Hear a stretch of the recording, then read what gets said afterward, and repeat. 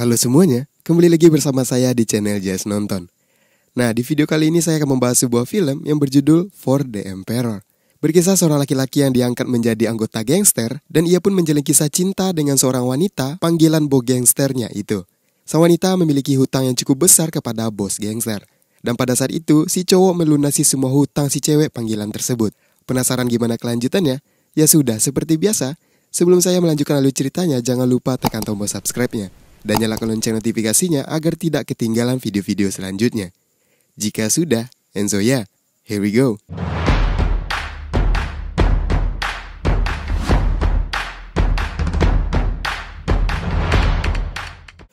Di awal film kita diperlihatkan dengan dua buah mobil yang di dalamnya terdapat beberapa anggota gangster.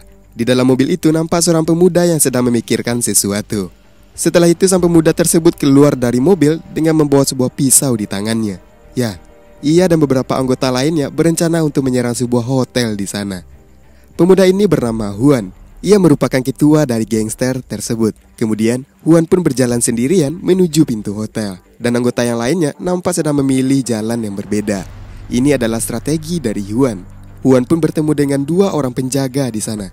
Tak perlu waktu lama, Juan pun berhasil menghabisi penjaga tersebut. Adegan pun berpindah dengan anggota gangster lainnya yang berada di lorong hotel. Tak lama kemudian lampu di hotel tersebut mati seketika. Dan pada saat itu, anggota gangster tersebut langsung menghabisi semua anggota gangster lainnya yang berada di hotel itu dengan menggunakan sebuah pisau di tangan mereka masing-masing.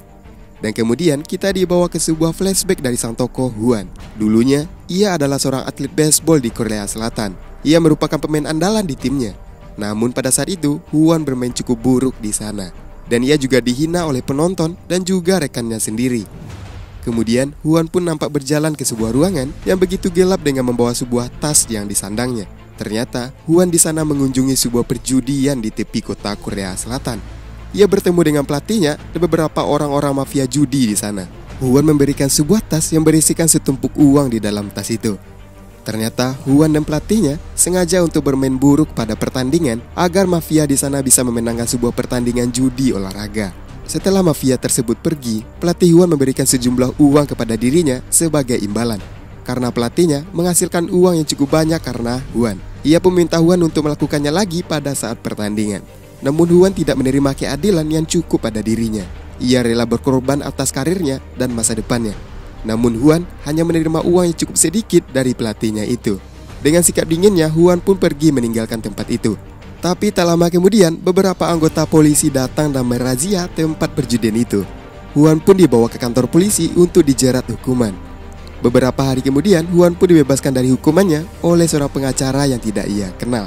Setelah dari sana, Juan pun pergi menuju tempat perjudian yang waktu itu pernah ia kunjungi.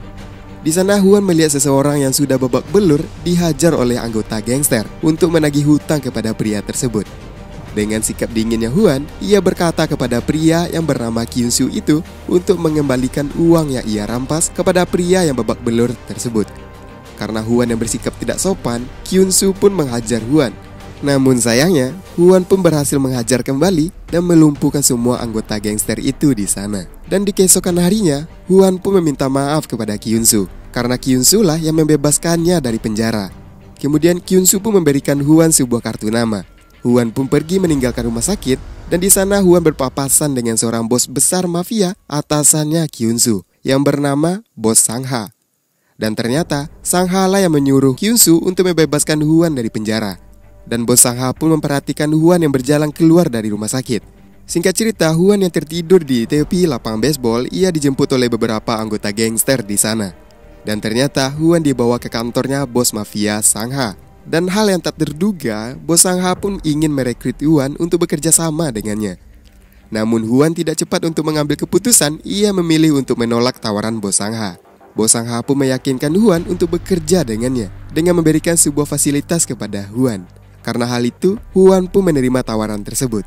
Dan Juan pun melakukan pekerjaan pertamanya dengan menagih hutang kepada mantan preman yang berjulukan Rockfish, yang sekarang ia bekerja sebagai pedagang ikan di sebuah pelabuhan.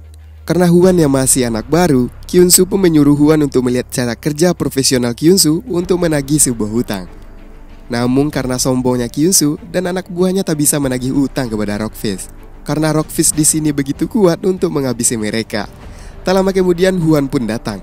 Dengan sikap dinginnya, Huan pun menantang si Rockfish untuk berkelahi dengannya. Dan ia pun mampu mengajar si mantan preman tersebut sampai habis. Setelah dari sana, Kyunsu dan Huan pun kembali ke kantor bos Sangha, membawa uang yang ditagihnya kepada Rockfish.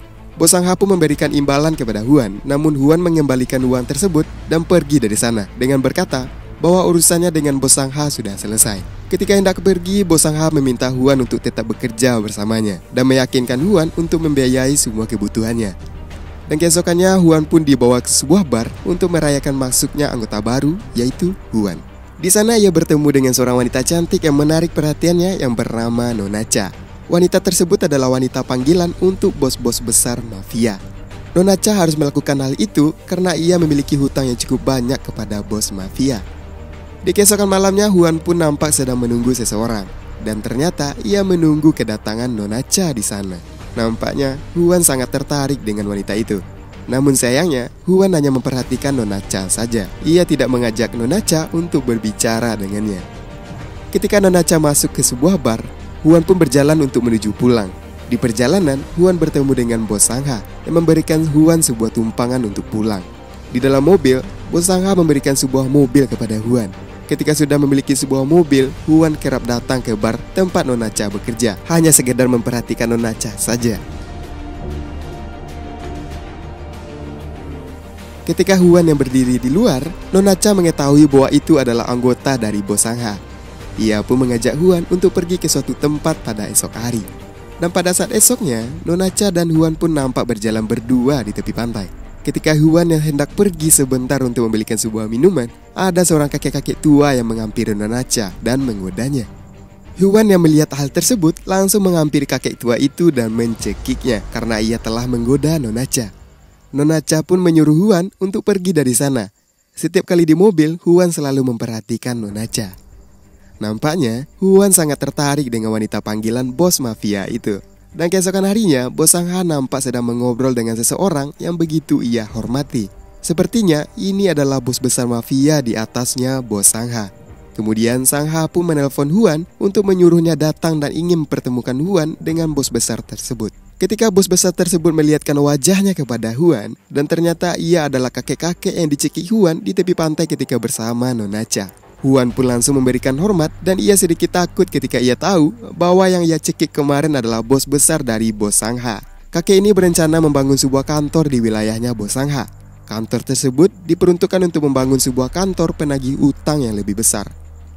Dan Huan pun semakin hari menunjukkan kinerja bagusnya sebagai penagih hutang. Ia dengan mudahnya menagih sebuah hutang kepada orang-orang. Dan kerap kali terlihat Huan selalu bersama Nona Cha di sebuah apartemen. Scene pun menunjukkan 3 tahun kemudian, Huan nampaknya mengunjungi sebuah kantor milik kakek Haunje.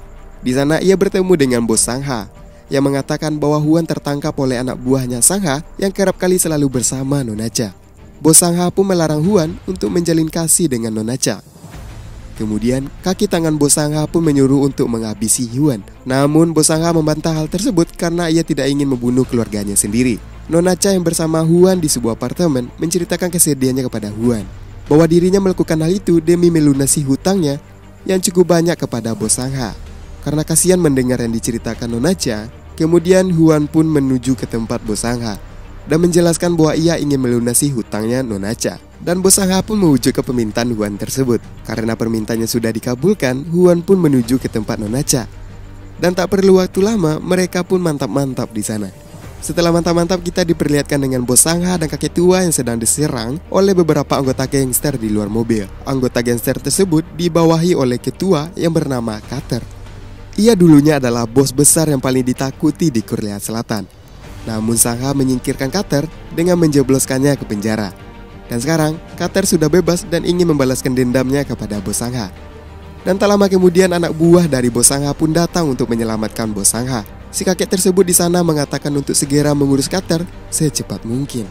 Dan keesokannya bos Sangha mendatangi Nona Cha dan menyuruh untuk pergi dari kehidupan Huan. Karena bos Sangha beranggapan bahwa Nona Cha lah yang membuat kinerja Huan semakin memburuk. Dan di malam harinya si memperlihatkan kita dengan adegan sebuah mobil yang datang ke sebuah hotel di awal adegan film ini. Huan dan beberapa anggota lainnya melakukan penyerangan kepada anak buahnya Carter. Di sana anggota Huan berhasil melumpuhkan semua anggota dari Carter. Namun sayangnya, Carter tidak berada di sana. Setelah dari sana, Huan melaporkan kejadian tersebut kepada bos Sangha. Ketika bos Sangha yang hendak keluar dari bar, ia dihampiri oleh Carter di sana. Bos Sangha pun diculik oleh Carter dan anak buahnya. Di suatu tempat, Carter mengajar bos Sangha di sana. Kyunso yang mengetahui kejadian tersebut, ia menghubungi Huan untuk membantu bos Sangha di sana. Tak lama kemudian, Huan pun datang untuk menolong bos Sangha. Huan yang nyaris babak belur, namun ia berhasil mengembalikan keadaan dengan melumpuhkan Carter sampai ia meninggal di sana. Setelah masalah selesai, bos Sangha pun menyuruh Huan untuk duduk sebentar di dekat mobilnya.